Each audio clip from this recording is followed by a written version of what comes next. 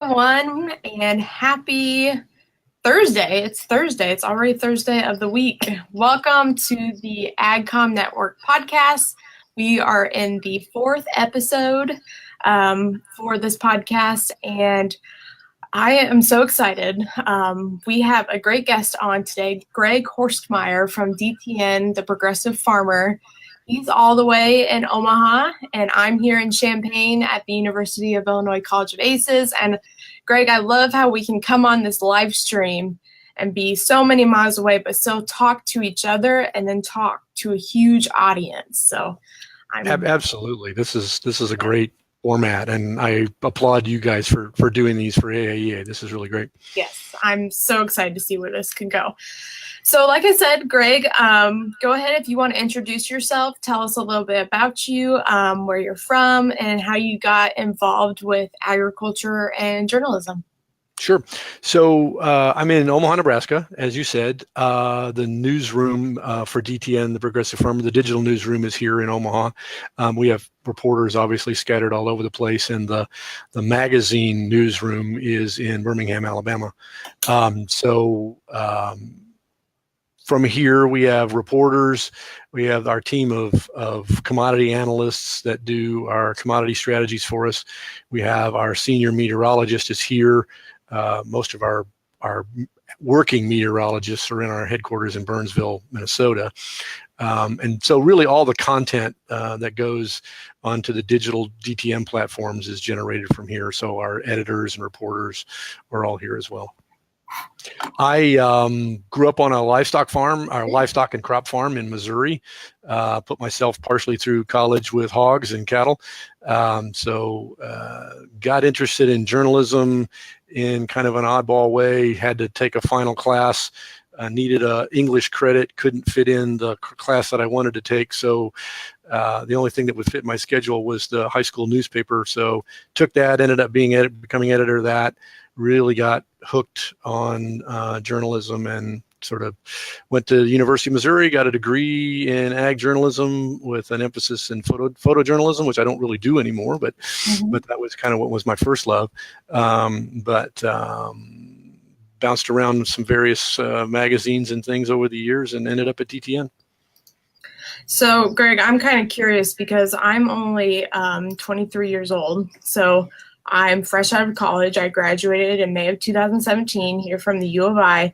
And I'm kind of curious about how you got your first job, how you went about it, what things did you have to do to prepare for the interview, if you remember, just kind of what did it feel like to apply for your first job and prepare for that? Yeah, well, I can give some advice on preparing for an interview. My first interview was kind of odd because it wasn't an interview, but there's a lesson in that. I happened to be a senior at the University of Missouri and working on the newspaper photo staff and doing some other things.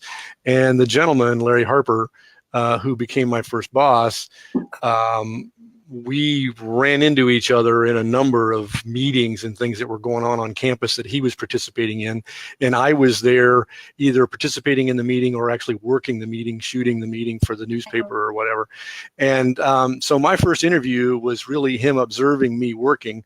When they had a position come open at the Missouri Realist, I applied for it because it was always a place I wanted to work. But I and went in for a formal interview. But in the beginning of the process, he said, look, I've been interviewing you for months, watching you work. I just need to get a few things figured out to make sure I'm going to hire you, and then I want to hire you. So a lesson in that, especially for, you folks that are new to the business, or even if you're old to the business like me, but looking for a new job, we're always being interviewed. And so if you're at the Ag Media Summit that's coming up in Scottsdale or other places where potential bosses might be, just remember you're always on. So it was an interesting lesson. I was glad. I guess I was glad I behaved myself and performed well, or otherwise I probably would have never gotten the interview. But to prepare, for the interview, especially in a normal way, it's all about being a good reporter and doing your homework. learn who the people are that are going to interview you. If it's one person or if it's a team of people, sometimes you'll be interviewed by several people. Know as much as you can about them, and know obviously as much as you can about the organization you're going to work for. That's probably the biggest thing, is just do your homework. I really like that, how you said we're always being interviewed, because I couldn't agree more with that. And especially, I think, as journalists specifically, or editors, Right. always being interviewed doesn't necessarily, I think, always mean you have to be on, but you always have to be listening as well when you're, Exactly. whether you're in a job interview or whether you are just in your everyday job. And I always say everyone's a communicator. No matter what job you have in the ag industry, or if you're outside the ag industry, everyone has to have communication skills. So I think that's great advice for someone, is we're always being interviewed one way or the other through a conversation or something like that. So that's good advice. Thank you. So kind of from there, talking about getting your first job, how did you build up to where you are now? Because you're the editor-in-chief, correct, at DTN Progressive Farmers. So tell me a little bit how you built up to that. Well, I enjoy writing, and I don't get to do that as much as I used to in a position like this. You're more in charge of everybody, and as I always say, the most exciting thing I get to write anymore is budgets and HR reports and things like that. But I do have a blog that I don't get to contribute to nearly enough. But it's making the switch. I think one of the things you're kind of getting to there is making the switch from being a reporter and becoming a manager, an editor, one of the bosses, is something that I think you either want to do it or you don't. I have had the pleasure of working for some really good bosses in my past, and just the more I worked for people that I admired and saw how they worked with the staff, the more that became of an interest to me. I still love to write. I still love to shoot photography when I get a chance to do it. But working with a team, especially with young writers or new writers, we have folks here at DTN that had years in the business of journalism, but not necessarily in agriculture. So helping them grow, helping them learn about things, really just became as exciting to me as writing things myself, honestly. Because I have seen situations where, maybe bosses weren't so great and things sort of fell apart, or where staffs started to fall apart. And I've seen the goods and bads of that, and I kind of put it upon myself to want to be part of that. The way I became editor here at DTN, I started as a reporter covering the crops world, and the editor-in-chief at that time, Urban Lehner, was getting ready to retire, and a couple folks asked if I was going to throw my hat in the ring. And to be honest, the decision was, do I want to be the boss, or do I not want to know, or will I not know who my boss is going to be? Because they were, either going to hire from in or hire outside. And so I really, I thought, well, this is the opportunity to number one, run a top-notch operation. I mean, we call it the house that Urban built around here, but super team and super organization, and the chance to continue that was, really the chance of a lifetime, and I've loved every minute of it. You kind of talked about this, talking about building up a team. How did you, when you became editor-in-chief, how did you build up a team of writers? What did you look for when you were hiring? What specific things did you look for in the individuals that you wanted to group them together as a team? Did you bring in different people with different strengths, different weaknesses? How did you go about making that team? That's a really good question. And some of the folks were here, although we've had some people leave, and I've been doing some hiring from time to time. But you hit on it, and one of the biggest things is to try to not have 8 of the same people. I mean, try to get some diversity in experience, in age, in gender, in everything that you can have, because I've learned that we all grow when we get a chance to work with people that are different than maybe whom we've worked with before. The number one thing I look for here, and really anywhere where I've been a hiring manager, is a good reporting skills. We want reporters. That's the number one thing. It kind of gets back to that interview thing we were talking about earlier. Do they do their homework? Do they know how to report? Do they know how to dig in? Are they not satisfied with talking to 1, 2, 3 people and still not maybe have the full story? Will they call that third person or that fourth person or that fifth person because they're just going to make darn sure that they get all the information that they need in a story? So what I like to say is I like to hire reporters who want to write. I don't necessarily look for writers. Not that those two things are exclusive, but we really look for reporters here, because that skill is something you can teach a little bit, but it's also kind of inherent. You just have to have that inherent inquisitiveness and curiosity. So that's one of the biggest things I look for. That's definitely something, Greg, when you talk about reporting and recognizing when a story isn't finished. I think for me, when I've came into this job with the University of Illinois, I write stories about research that comes out of the college, and recognizing when a story isn't full, per se, full of everything that I need to, and reporting on the facts. And that's something I've learned, and you touched upon that, is you have to be able to not hold anyone's hand and just dive into the content and make sure that what you're working on is something that is going to serve an audience and serve the people that you are also reporting for, whether it's the farmers or whether it's ranchers and things like that. So I think you did touch upon it between the reporting and the writing. I'm kind of curious, how would you differentiate reporting and writing?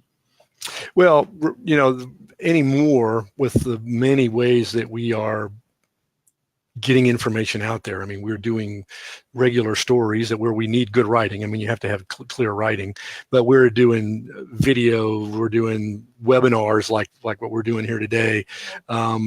We get information out through Twitter and Facebook and so many different venues, but it all comes down to having the right information to put in front of the readers, as you said, and knowing those readers. I mean, there's certainly a high degree of you need to know who your readers are and what they need.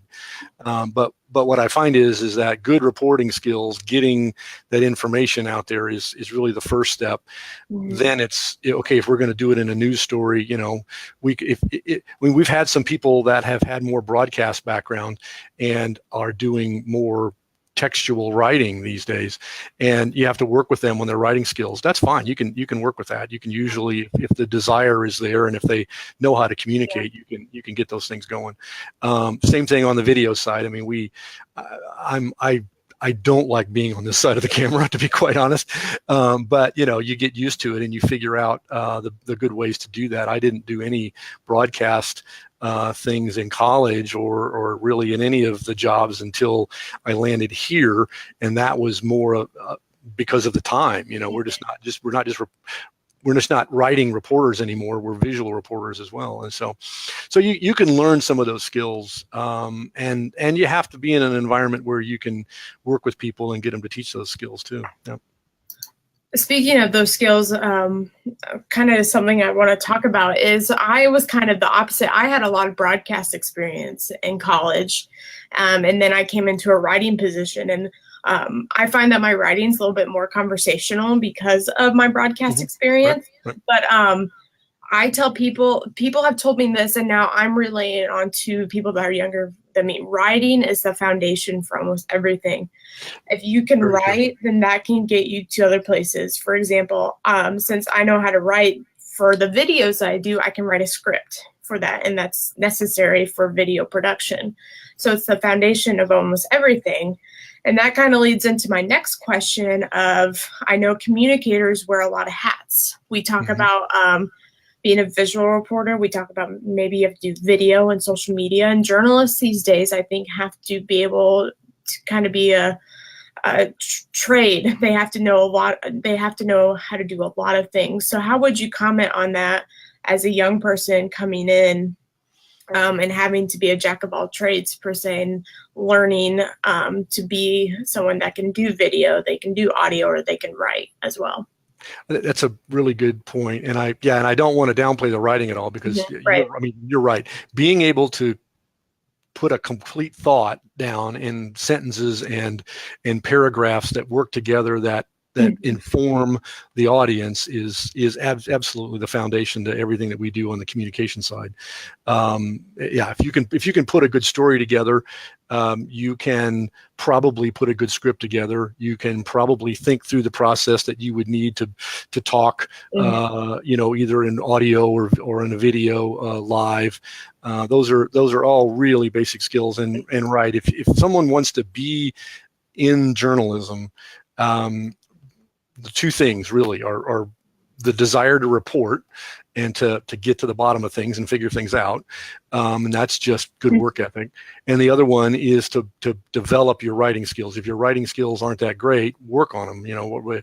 Take the classes that you need, get a mentor to help you. Read a lot. And we always say, read is the best way to learn good writing, is to read good writing. And I guess that's the point, read good writing, not just read anything. But yeah, so having that basic skill, I think, you're exactly right, is very critical. And beyond that, it's just a method of learning the medium. And we'll all be better at some things than we are at others. Some folks are really excellent writers, not so great in front of the camera for whatever reason, and the vice versa. Some of the same. Yeah. But if you can have good writing skills, you can do the other. That was the one thing they always taught us in my class in broadcast, is even though we're doing video, you need to be a good writer as well. Write the script before you before you produce the video. Another piece of advice, kind of while we're on this topic of sharing of how to build a team of writers and things like that, is one of the best pieces of advice that I always got when I was in school is just to simply show up. Can you maybe talk about the importance of showing up? It sort of goes back to my original comment about the interview that I didn't know was an interview. I mean, just as a photographer professor used to famously say, F8 and be there, be present, show up and be willing to dive into whatever's going on. And boy, those things can the need to do that can pop up all the time. You never know when a story is going to present itself. A perfect example of that just happened a couple of days ago. There was a phone call with USDA. Everybody thought was sort of a mechanical phone call, and there was news reporters from AP and Dow Jones and Reuters and us and Bloomberg and all kinds of places on the phone call. And everybody was expecting some kind of mechanical conversation. And suddenly we realized that they were announcing something, and this was a news event. And I've never seen so many reporters, myself included, be caught flat-footed. We were all scrambling to get our phones to start recording what these guys were saying, because it suddenly was a news event and needed to be written about. And so, be there and be ready. I wasn't in that case. The only good thing was neither was anybody else. But when you're a journalist, you're kind of on all the time. I mean, you just really are. And if you're traveling around the country, I mean, gosh, any of the folks that are on this webinar know that, you're driving across. It drives our spouses and family crazy, because you're driving across the country and you see something happening. You're like, oh, wait, I got to stop. I got to get this picture. I got to go talk to this guy. Yeah. I was in Germany on vacation, and there just happened to be a combine harvesting grain, and I spent the afternoon talking to the family out on the side of the road and got some great information out of it. Kind of made my wife a little crazy, because she was like wanting to go on to the next thing. But so be there. Your point is be there and be engaged is really really important. I think that's something specifically. I'm not trying to call out my own generation, being a millennial and all, but I think especially me, I tend to get in my own comfort zone. And then when there's an opportunity to get a story or be whether it's the first to tweet about something, whether it's a hot topic news. I've learned to get out of my comfort zone because I learn more things if I get out of my comfort zone. And I also make mistakes. We also all make mistakes, but that's how I've gotten better as a writer, I believe, is making those mistakes, people critiquing my writing, and then I'm able to move forward. So I think that's great.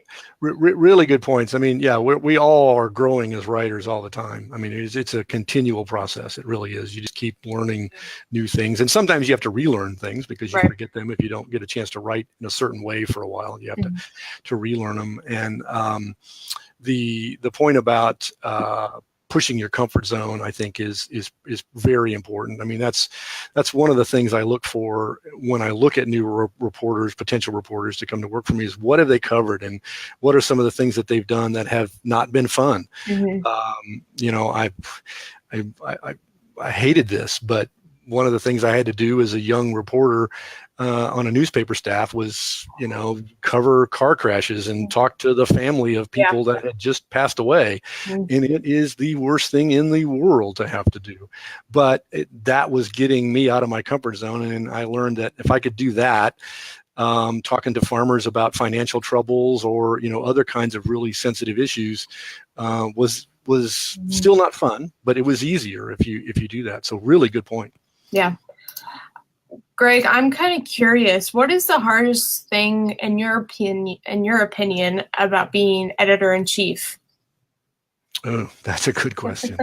Well, I guess two things. The hardest thing about being the boss is keeping the ship alive, you know, doing the budgets and figuring out what you're going to do with those kinds of things. I mean, quite frankly, the hardest thing is, and this happens, is when we have to let people go. You know, that, to be really frank about it, that's the hardest thing in the business.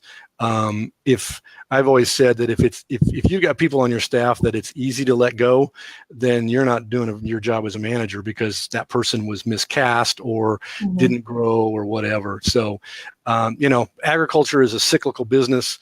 I've been in it long enough to know that there's times when staffs expand and then there's times when staffs decline, and we've seen that, and we've seen that here recently in some cases. And that's, you know, that's really tough to do.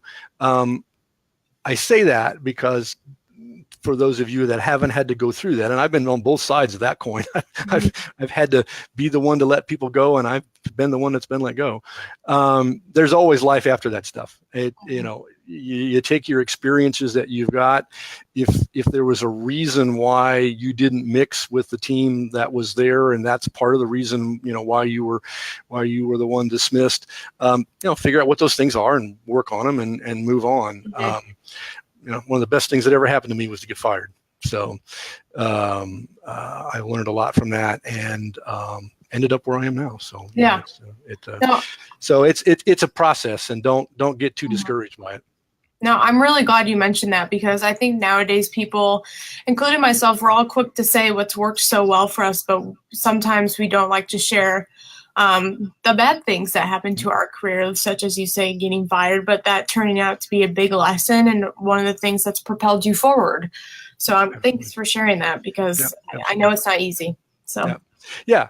But the flip side of that is, you know, most of the days you're watching your team grow, you're watching them work together, and it's an incredible amount of fun to see individuals who typically don't. I mean, journalists are kind of an individual lone wolf crowd, and so we typically stick to our own, and we don't really want to share things with others. But getting that going and watching people working together on stories and watching teams come together that really dig into an issue and push each other and be competitive in a positive way, it's an incredible amount of fun. I'd love to see that happen. Yeah. No, that's very good. Thanks for sharing. I'm getting so much out of this conversation. I wish it could last an hour, but unfortunately, we all don't have the time, right? Absolutely. Yeah. But one of the things, Greg, about this podcast, and I was so eager to start it, was I firmly believe that one can never stop learning, no matter if you're my age, 23, or you're towards the end of your career. No one can ever stop learning. So what are the tools, Greg, that you use to keep learning in your own career? Well, the biggest thing is just, you know, stay inquisitive, you know, constantly be learning new things. If you get the chance to travel, which I have been fortunate in my career to travel to a lot of places, different cultures, do that. Take those chances. That gets back to your getting out of your comfort zone thing again. Learn other cultures, be around other cultures, study those kinds of things before you get a chance to do that, even if it's just for vacation, but get out and really get amongst the folks and have some fun with that. Reading is probably the biggest thing, is keeping up on current events. And if there's something that you don't know a lot about, learn more about those things. I mean, now we're a global company, and are having to know a lot more about what's going on with Brexit, for example, and some of the issues going on in the European Union, not just from the standpoint of what does it mean to the crop farmers in the United States and trade and all those kind of issues, but really what's going on in those countries and how might we, play a role in that. So you just have to focus on reading and stay hungry and stay enthusiastic about learning. Yeah. Greg, we do have a question from Emma, and Okay. I will share. Hi, Emma. Emma wants to know, she said, what's your opinion on designed resumes versus traditional resumes? Which is a very good question, because I tend to have a design resume. So it's a great question. I tend to not. I like a good designed resume, especially if it's a position which may have some graphic kinds of things around it. The fact that you can show that you, even if you didn't do it, you appreciate it, or you hired somebody to make it look nice, I think is nice. I don't throw away, if somebody sends me, courier type, I don't throw that out. I'm much more interested in what's on the resume than what it looks like. But there's no doubt. Look, it's just, you don't show up for an interview with holes in your jeans. You show up in whatever clothing you think is appropriate for the position that you're looking at, unless holes in your jeans is the appropriate thing to wear, I guess. But the biggest thing I look for in a resume is what's on it, and that that it's clear, and that there some thought was put into it, and it makes sense, and it flows, and you can sort of figure out who the person is from that. And obviously, the nicer it looks, I mean, it doesn't hurt. I said I won't throw one away just because it's plain, but certainly one that's pleasant to look at and attention grabbing gets you to the top of the stack. So, put some investment in that too.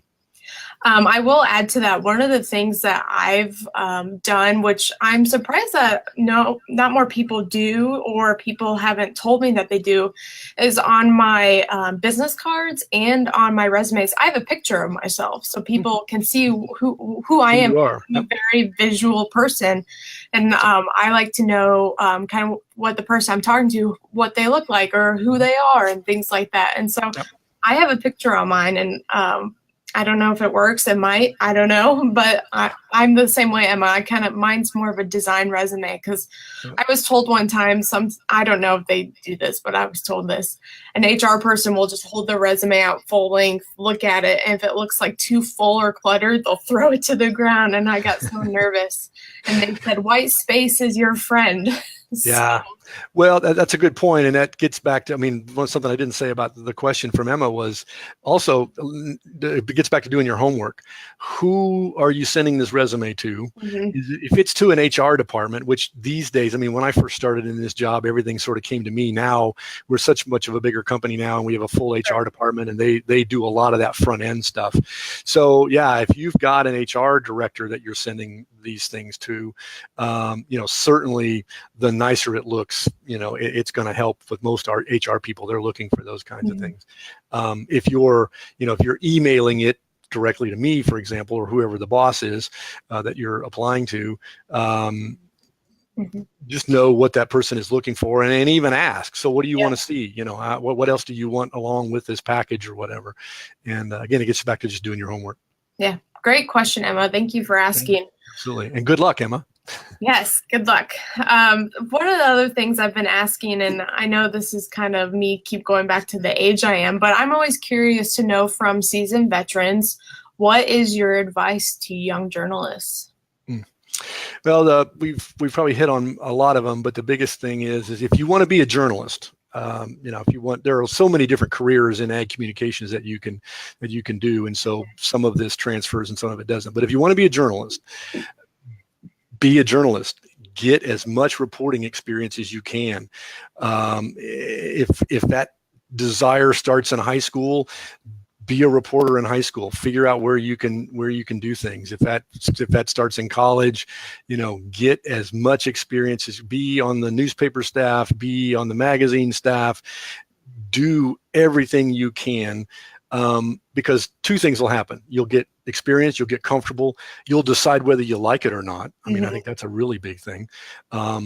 The other thing is you'll have a fatter clip book, a fatter resume example book to pull from, so that if you show up with 5 really good things because you started out with 50, that's a lot. That's going to be better for you than if you do the minimum amount of work and have just a minimum amount of samples to show, and get lots of broad experiences too. I mean, in today's world, again, I'm looking for reporting skills, I'm looking for writing skills, but if you've done video, if you've done those other kinds of medium, show examples of that as well.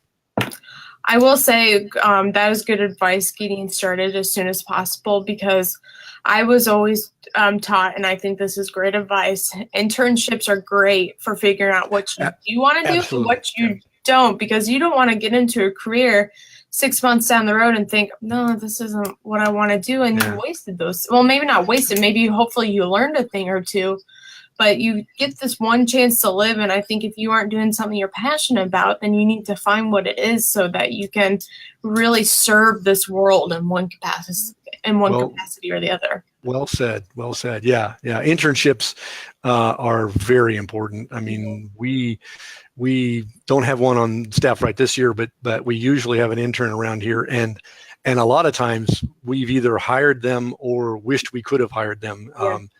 So not only are you getting experiences, but you're also getting exposure that could end up being a job. So. Greg, I know we're wrapping up. Is there anything else that you would like to add to our audience? Let them know anything else? Well, we've hit a lot of things. I think the biggest things are, we need good journalists in this world. They're becoming fewer and fewer and fewer.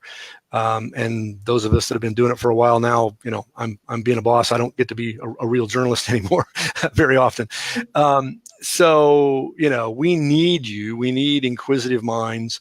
We need people that want to not just tell stories, but help in the ag business, help farmers farm, help them make money, help them in their careers. And so if you find any of that interesting, work hard and give me a call. I think you just dropped the mic there. I don't think I could end with anything better. But thank you so much, Craig, for coming on Thank you. And sharing your wisdom, sharing your experience, your career thoughts. These kind of live streams makes me so excited for the community that I'm a part of, and specifically in ag communications. And every day, what I'm doing reassures that I'm in the right industry and talking to people like you. So thank you. Well, thank you. Thank you for all this work. We really appreciate it at AAEA as well. So, and this podcast will be available on iTunes and SoundCloud. So if you aren't able to listen to the live stream, it will be available soon. And I'm not sure when the next. Usually I look. The last 2 live streams I haven't looked to see when the next podcast is, and that's bad hosting skills on me. But we'll be sure to get the information out for the next live stream. And if you have any speaker ideas, if you think that you want to come onto the podcast, let us know. We'll be able to. You can message the Facebook page or get in contact with us some way or the other. But Greg, again, thank you so much. Thank you. If you want to hang on tight while I end the broadcast. Great, I can do that. We'll kind of group together afterwards, and just making sure there's no more comments. I don't see any. So great. Well, thanks everybody that joined today, and good luck to everybody. Yeah, thank you everyone for tuning in. Like I said, you can catch the full video of this after the live stream's over, or you can tune in on iTunes and SoundCloud. Thanks everyone.